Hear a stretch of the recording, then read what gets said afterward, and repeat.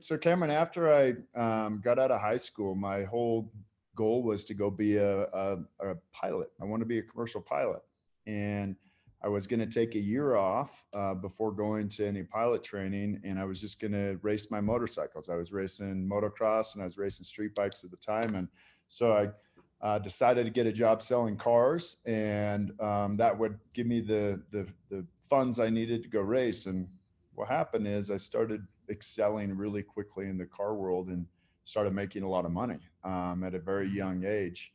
And so then I was like, well, shit, what do I do? I don't really want to go back and spend $100,000 plus and get my all the ratings I need to go be a commercial pilot.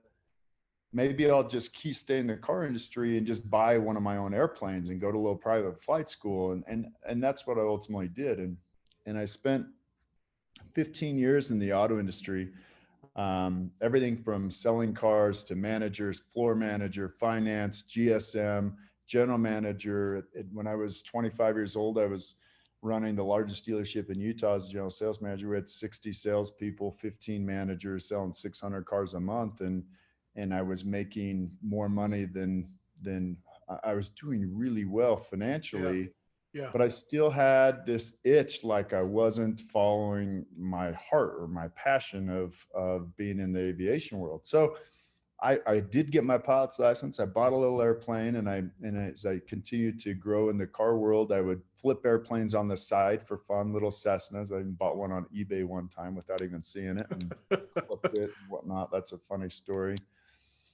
And as I grew through the car industry, there was a couple different times that there would be a hiccup. I was changing to a different dealership, and I was just scratching my head. I'm like, why don't I do what I really want to do? And before I was married, I almost did.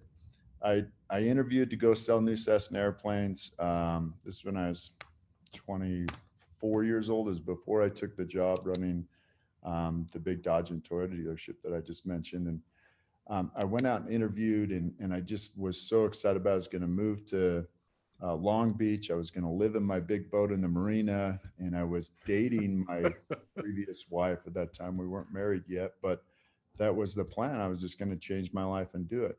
Anyways, the interview process, they wanted to hire me, but they had to let go this other guy. It's this long, convoluted story that I just had to make a decision. So then I got offered this job that I couldn't pass up, running that Dodge and Toyota dealership. So I took it, and 2 weeks after, he called me and said, okay, we're ready for you to move to California. I'm like, well, shit, I can't. Like, I just took this new job. And so then fast forward, and I ended up owning a Ford dealership, partners with another gentleman. And then I went partners on another couple used car dealerships. We had our bank, and financially, I was doing really, really well. I was able to live a great life and got married and had the kids. But every day I woke up, it was just still, I wasn't excited to go to work. I wasn't passionate about cars. I wasn't really passionate about the direction of the business, meaning I liked growing the business, but I wasn't just in love with that industry. And 2008, 2009,